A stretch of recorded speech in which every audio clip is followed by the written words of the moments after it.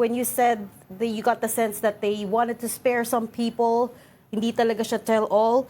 I heard that they were being asked about Senator Bongo's involvement as well as his connections to CLTG builders. Is that true? Yes, that is what part of the discussion that happened also.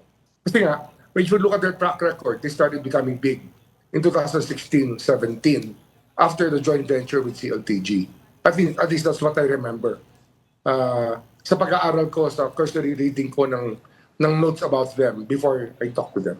What is your best sense, sir, of why they're, in your words, sparing some people? Is it out of fear? Is it out of political calculation? Ano yung element dito Maybe that's holding them back? out of political calculation. Wala pa silang nararamdaman fear.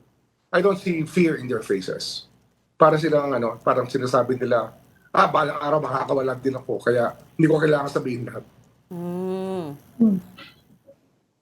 Basta parang gano'n.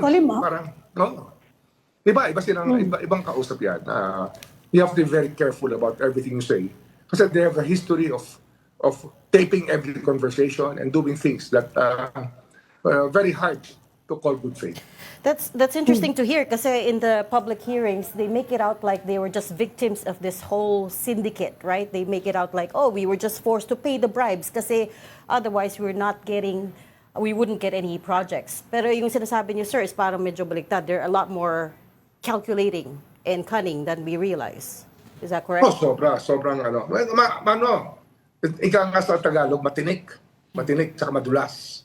At ayaw umamin. Talagang lahat ay gagawin para malagyan ng balakid yung pagpasok mo sa katotohanan. Yun lang nahalata namin. Kasi nga, may mga, as SOJ tinanong ko sa kanila yung CLTG.